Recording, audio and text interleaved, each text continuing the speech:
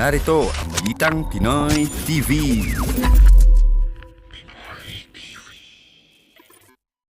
Okay, at pag-uusapan po natin ang sitwasyon ni Senator Rodante Marcoleta. Kung ano na ba talaga ang kanyang status sa kanyang kaso, makukulong na ba siya?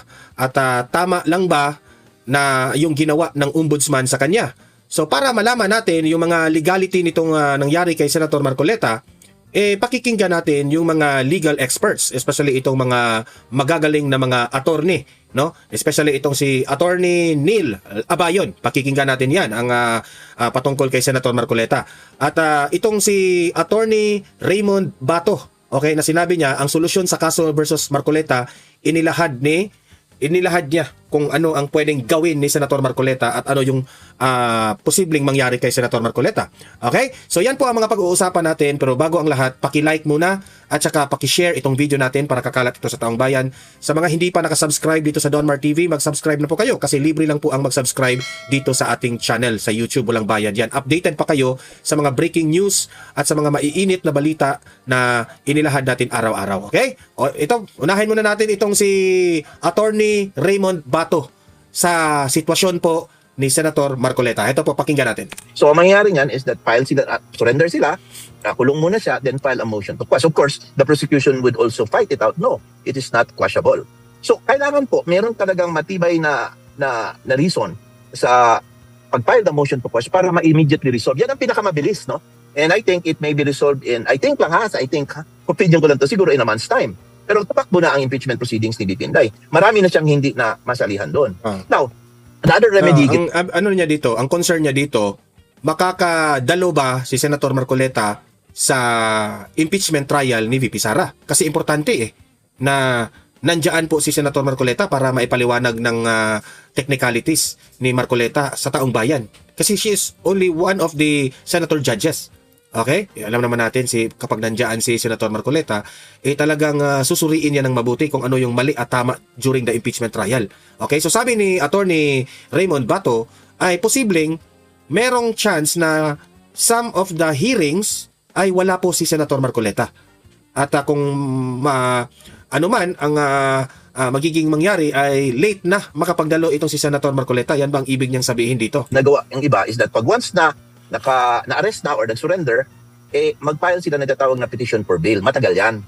Kasi kung mag-file sila ng petition for bail, mag-hearing. You have to present evidence. A prosecution will be presenting evidence. And magpo-cross-examine. Parang nagkaroon ng trial proceeding ba for purposes of determination on whether or not i-grant ang bail. Take note that even if it is a non-bailable offense, when the evidence of guilt is not strong, the accused may file a petition for bail. Ibig sabihin, hindi na siya a mandatory or a matter of right, it is now a matter of discretion by the court whether to grant it. Yan, so malinaw yun malinaw yun. Ayan, simulan natin sa umpisa. Actually, na-file na kanina Yes. po, no? At Yes. ang sinabi dito, basahin ko lang itong statement ng Office of the Ombudsman after ng filing. Yes, po. Ang sabi dito kasi, the evidence includes 3 cash donations totaling to 75 million pesos, undeclared in Senator Sal-en and campaign finance report. This leaves our office no discretion to look away. Okay? The senator has publicly confirmed receiving money and they can be stipulated on the onset of trial.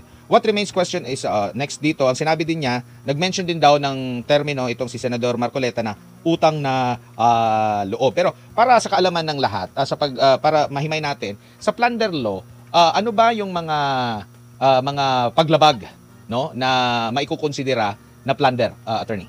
Yes, ganito po yan. Ang plunder law natin under Republic Act 7080, no? It is committed kasi when ang public officer nag-accumulate, no, nag-amass siya ng ill-gotten wealth amounting to at least 50 million, no, through a combination or series of overt criminal acts. So kung titingnan natin yung 75 million na donation sa kanya, pumasok doon sa threshold na 50 million. Pero yung 50 million na amount is very important, no? Pero threshold lang yan siya ng ating plunder law, no? So ang prosecution, kailangan po nila establish na ombudsman na ito pong wealth na ito o ito pong nakuha na pera ni Marcoleta was acquired through one of the unlawful acts listed in the plunder law. And I understand that what they are trying to prove is yung indirect bribery, no? So it means that yung theory nila na kapag yung 75 million was acquired through indirect bribery, then kailangan po yung batas na yan, yung the batas ng indirect bribery under the revised penal code must be proven. Yan po yung tinatawag natin na predicate crime. Hindi po mag-exit sa plunder kung hindi po na-violate yung nasa listahan ng plunder law natin kung ano-ano po yung mga kaso na nagawa or nakamit at umabot po sa 50 million threshold. No? So kung wala pong indirect bribery here, yung plunder charge against Marcoleta will not hold any water. So with that, hihimay-himayin po natin yung elemento ng indirect bribery para tingnan natin kung may indirect bribery o tumabot ng 50 million, plunder siya. Yan. Sa batas natin, Article 211 of the Revised Penal Code, yung elements po ng indirect bribery, number 1, the offender is a public officer. Okay, pasok si si Marcoleta dahil congressman siya at the time. Number 2, the offender accepts a gift. Okay, pasok din kasi may donation nga na natanggap. And number 3, the gift is given by reason of his office. Yun ang mga elemento na yun, ang problematic sa stand ng mga prosecution. Kasi, how can they prove that it was given na by reason of his office? Ibig sabihin, meron po siyang pagtanggap ng pera na meron pong kapalit. Parang sort of saying, no? Because the gift must be given by reason of this office. Ito pong lahat ng element na ito must concur. Kapag isa ay wala nito, then the crime does not exist. Kung walang indirect bribery, wala pong plunder case. No? So ano po ba ibig sabihin ng by reason of his office, Admar? Yung by reason of his office means that the public office itself must be the reason why the gift was given. Dahil congressman siya, binigyan siya, at yun pong posisyon niya doon as a congressman, meron po siyang yung nagbigay is may mapatanggap po siya na benefit from that is the meaning ng by reason of his office. The office must be the legal cause of the transfer. Yan po yung heart of indirect bribery. Without this element, the law cannot punish the acceptance of the gift under the Revised Penal Code Article 211. So hindi nagtatapos doon sa pagtanggap? Hindi. Dapat merong pagtanggap tapos merong matatanggap yung nagbigay ng in return doon sa pagbibigay mo ng Yes po. And it's clear, walang namang natatanggap na in return si Senator Marcoleta. Kasi ang nangyari niyan is I mean, wala silang, yung mga nag-donor ba, yung mga nag-donate, wala silang natatanggap in return. Kasi tinulungan nga nila si Marcoleta. Binigay dahil congressman ka. At dahil noon is that meron akong ma-expect na ma-receive sa'yo. So actually, napanood ko yung statement ni Clabano, yung spokesperson, na this is the first time ng private funds, no? Kasi they are trying to say conflict of interest, no? So ibig sabihin, para me, nabibend na naman ang law sa pag-i-interpret nito. Remember, yung campaign funds po are given by reason of candidacy. Hindi po siya given by reason of the office. Correct. Campaign contributions are fundamentally different, no? Ito ay binigay po to support election activities, no? Ang purpose is to fund advertisement, rallies, Correct. campaign logistics, and other lawful political activities, no? So, the reason for the donation is in fact not the office na congressman siya. The reason is the campaign. Paano magkaroon ng plunder niyan? So, since the money is given because the person is running for office or seeking re-election, so this makes the transaction electoral in character. Kaya nga, nung nag-decision ng COMELEC on this point, and wala naman nakitang violation, dapat nirespeto na po ng ombudsman yon. So, ibig sabihin, the third element here has failed, no? And because this is truly campaign money po, Admar. Opo, kumbaga... So, isa sa mga elemento sa plunder, mahihirapan talaga ang prosecutors dito. Parang wala din siyang mali siya kasi nagbayad pa ng donor's tax. Yes, even if sasabi nila after the fact daw yun siya, hindi halata talaga na ginagawan lang siya ng kasalanan. pa rin yun siya ang punto doon. But the fact is that it is not already within the domain of yung plunder case, no? Siguro may ibang mga violation about dun sa mga ibang bagay, but not here, not plunder case. It cannot be the plunder, it cannot be plunder kasi in the first place nga, as a predicate crime ng indirect bribery, wala po yun. Pero, attorney, once ba na nailabas na ng Sandigan Bayan ang kaso or naipausad na doon sa, ng ombudsman papunta sa Sandigan Bayan, nag-file na doon sa Sandigan Bayan, automatic ba na may warrant na yan? No. Ito maganda ngayon sa ating rules of criminal procedure, which I behoove the Sandigan Bayan to take into consideration. You see, before the issuance of a warrant of arrest, the Sandigan Bayan is required to determine whether or not there is a probable cause to issue it. Now, it can motu proprio dismiss the case upon finding na ang criminal information is defective and there is no reason for the issuance of a warrant of arrest kasi nga walang probable cause for plunder. Hindi po yan siya motu proprio. Although, 95% all the time, kapag may pinile po ang DOJ, for example, sa regular courts, no, sa aming experience, is that issue kagad yan ng warrant of arrest. Parang, okay, the clerk report, parang it's a ministerial process na nangyayari, no? Diyan, papabayaan na lang po mag-file na motion to quash later on ang defense and everything. But here, it has reached a certain yung magnitude wherein alam na ng Sandigan Bayan ito na pinag-uusapan na ito, siyempre because of the rally ng INC, tapos yung mga reklamo sa social media. So, ibig sabihin, it has gained so much importance at saka yung natapon pong issue sa public, no? So, they will be careful in determining on whether or not to issue a warrant of arrest. No? So, I think that it behooves upon them na dapat talagang check nila kung talaga bang may probable cause to issue this warrant of arrest. Otherwise, kung wala, then they have to deny it and probably dismiss the plunder. Ibig sabihin po kasi, hindi man automatic tatanggapin niya, no? It would be the court itself, motu proprio can do it. No? Kasi ganyan po ang dapat na sa rules of court, no? Sa criminal procedure. Pero, pagpalagay natin na merong lumabas na arrest warrant po, attorney, ilang buwan o taon ba bago ma-resolve yung kaso na yan? Pag umusad-usad na yung maglalatagan na yung trial na. Kasi Lunes na po. Ito, maganda yung tanong ni Admar dito ha. Yung impeachment trial mag-uumpisa. Yes. And Yes. posibleng umabot ng hanggang February. Baka naman yung kaso na kinaharap ni Marcoleta, kung sakaling merong warrant of arrest niya na lalabas, baka natapos na yung impeachment trial, baka hindi pa tapos yung kanyang trial. Correct. Totoo po yan. Because actually, ang proceedings po ng korte, merong time, no? At saka, considering the fact na marami silang hini-hear na ibang cases na i-file sa kanila, it may take time to resolve that, no? I think it may take months, no? Kasi depende po sa arguments ng mga abogado ni Marcoleta. Kasi, number one, if they will file a motion to quash, but before filing a motion to quash, kailangan muna siya mag-surrender or dapat ma-aresto siya para maka-acquire ng jurisdiction po yung korte. Otherwise, any motions that will be filed, hindi po yan papakinggan, no? Because how can we hear when you are not yet in the jurisdiction of the court? So, ang mangyayari niyan is that surrender sila, kulong muna siya, then file a motion to quash. Of course, the prosecution would also fight it out. No, it is not quashable. So, kailangan po, meron talagang matibay na reason sa pag-file the motion to quash para ma-immediately resolve. Yan ang pinakamabilis, no? And I think it may be resolved opinion ko lang to, siguro in a month's time. Pero tatakbo na ang impeachment proceedings ni VP Inday. Marami na siyang hindi na masalihan doon. Now, another remedy ginagawa yung iba is that pag once na na-arrest na or nag-surrender, mag-file sila ng tatawag na petition for bail. Matagal yan. Kasi kung mag-file sila ng petition for bail, mag-hearing. You have to present evidence. Ang prosecution will be presenting evidence. And magpo-cross-examine. Parang nagkaroon ng trial proceeding ba for purposes of determination on whether or not i-grant ang bail. Take note that even if it is a non-bailable offense, when the evidence of guilt is not strong, the accused may file a petition for bail. Ibig sabihin, hindi na siya mandatory or a matter of right, it is now a matter of discretion by the court whether to grant it. So, in involving cases on non-bailable offenses, kung wala naman namang charges na tama, file sila ng petition for bail. However, tatagal yun bago i-determine, no? So, ang tingin ko, ang pinaka-fastest way would be a motion to quash the criminal information, no? Dahil walang plunder charge, no? And that would be take about a month's time or pinaka-mabilis yun para to resolve. Kaya nga sabi ko, muna yung kaso na hindi siya makapag-participate.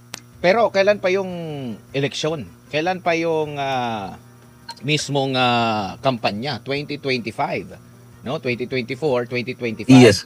Pero yes, po. after na nagkaroon ng mga kontrobersya, napansin ng ating mga kababayan na saglit lang, bakit yung mga kritiko merong mga sabi-sepa na naiapan niya nakita, attorney?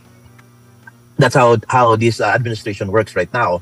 Kung sino po yung kritiko ng government, those were critics of the government, yun ang may kaso. Or allied sa kay Tano or sa Duterte, like for example, si Jinggoy, ang bilis pa sa alas 4, pilot siya ng kaso. Now, here comes Marcoleta na pinilit na i-file ang kaso. Ako talaga, I believe there is no plunder case, no? In my own little knowledge, modest knowledge, no, about the criminal procedure, but criminal law. So, but what I'm trying to say is that ang klaro dito yung panggigipit po at malapit na sa alyado po ni VP Inday, no? And to think that ang cases filed against them are so fast, no? And to compare it with the cases na intended dapat pa kay Joel Villanueva, ibinalik po sa preliminary investigation kasi yung case build-up na ginawa ng DOJ, hindi daw sufisyente. Pero yung kay Jinggoy, sufisyente, file kaagad sila, inadapt nila. So, meron talagang disparity, no? So, second, ang kay Chis Cudero, biglang natahimik. Wala pa na i-file. Kasi I was thinking, if they really want, sabi niya, no one is above the law and he is being fair, then dapat sana siguro, kung yung mga pati nagtumbling na dalawa, pinailan din ang kaso. So that it could be seen that even the allies of this administration, dapat nakakulong din. Dapat din is naka-place po ng nakatanggap din ng mga plunder cases. Pero wala So that is the main reason that the Iglesia ni Cristo is calling for accountability, transparency, and justice, because this is selective persecution. It is considered as injustice. Mas nauna pa ata ito kasi doon sa sinasabi nilang 2 weeks. Last May pa yun. 2 Ayun, weeks guys. ni Yes. Senator Hinog na raw. Joel Villanueva. So, sabi, first time ito. So, tingin nyo, pilit ang parang Yes. pinugos, kumbaga. Pinugos. Tipilit talaga ito. Kasi yung katulad kay Joel Villanueva, hinog na hinog, biglang naging hilaw, no? And then itong kay Marcoleta, meron silang hilaw na kaso, nilagyan ng karburo para maging mahinog sa paningin nila. So, pinail. So, yun nga ang the problem with this administration. Sabihin natin, Grabe. hindi ombudsman man, it is a constitutional body. It is not connected in any way with this administration, but that's not true. We know that Boying Rimulya has been wearing many hats. Ang dami po niyang Correct. kalo na sinusuot. Ombudsman siya, DOJ siya, he speaks for the administration, no? But clearly, it is clear talaga na panggigipit ito, in my opinion, no? As I see it. Kaya nga, very important sana, naging masigasig tayo na tingnan itong pangyayari ito. But the problem is that, ang tipping point, yung galit ng mga tao, nakikita na talaga, at talagang they are now saying na enough is enough, parang sobra na ito. Now, what will happen during this July 6? Let's say, sabi mo, maglabas ng warrant of arrest ang Sandigan Bayan. What if it does? Ibig sabihin, while during the proceedings, kung nandoon si Marcoleta, uhulihin siya. Okay? Magkakaroon ng pandemonium doon. Habang doon, papasukin ng CIDG or ng NBI ni Matibag at uhulihin siya to enforce the warrant. Or, para hindi mag-attend si Marcoleta, sabi niya mag-attend siya. Ang sabi niya, hulihin niyo ako, arestuhin niyo ako. But I will do my duty. That is a very big problem. Ang ating iniwasan diyan, baka magkaroon ng kaguluhan at yung mga tao, di ba? The pandemonium might erupt there in that particular instance. And sabi nga ng iba, baka mag-walk out pa itong mga ibang judges because talagang pagigipit. Might as well not attend. Kung ayaw nyo pala kaming pa-attendin, di lahat na lang kami, hindi na namin antayin kaso, hindi na kami mag-attend kung diyan ang sadya ninyo. In that particular case, kung 13 kayo, meron kayong quorum, kayo na lang mag-hearing. Paano sila makakuha ng conviction? Naging Correct. formality na lang kasi 13 sila. Yan ang problema dyan, no? Kapag pinupolitika na talaga itong Senado. Ito naman, pakinggan naman natin ngayon itong si Attorney Neil, no? Ano ba talaga ang plunder case laban dito kay Senator Marcoleta? Tama ba ang ginawa ng administrasyon? Ito po, panoorin natin. Okay, so pag-usapan po natin yung plunder case na ipa-file daw po very soon against Senator Marcoleta according to the Ombudsman as of today po, July 2, 2026. So for today po, unang-una explain ko sa inyo kung ano ba talaga yung plunder, ano yung legal basis ng possible case na ipa-file po based on all the statements ng Ombudsman and other news articles po na nabasa ko regarding or related to this issue. And then, i-discuss ko na lang din po yung possible defenses and mga counter arguments or statements ni Senator Marcoleta against the plunder case. And then, i-discuss ko din po kung bakit to siya natatawag na selective justice yung situation ni Senator Marcoleta. Okay, so good day po to all of you, my fellow taong bayan, mga kasimor, at yan po ang discussion natin for today. Magaling ito Okay, si so Attorney for Neil. the facts of our case, as of today po, July 2, 2026, ay wala pa namang actual case file talaga against Senator Marcoleta. Pero yung mga statements po kasi talaga ng Ombudsman ay itutuloy daw po talaga nila yung filing of a plunder case against him. So like this one po, makita nyo dito 4 hours ago. Ang sinabi, Ombudsman filing of plunder charges versus Senator Marcoleta within the week seems to be on track. At ang nagsabi po nito ay si Assistant Ombudsman Miko Clavano. So yan po, yung pinaka-facts natin. Wala naman pong any new development talaga. So yung next na lang po dyan, explain ko sa inyo kung ano ba talaga yung the crime of plunder. And for that po, yung relevant na batas natin is RA 7080, an act defining and penalizing the crime of plunder. Or in simple terms po, ito yung plunder law natin. So dito po, ang pinaka-important talaga na maintindihan ninyo, ang crime of plunder po means na nagnakaw po kayo ng 50 million pataas. Yan. And yung ninakaw nyo na yun ay ill-gotten wealth. So when you say ill-gotten wealth, ay galing po yun from yun nga, nakaw, criminal proceeds, illegal activity, so on and so forth. Okay?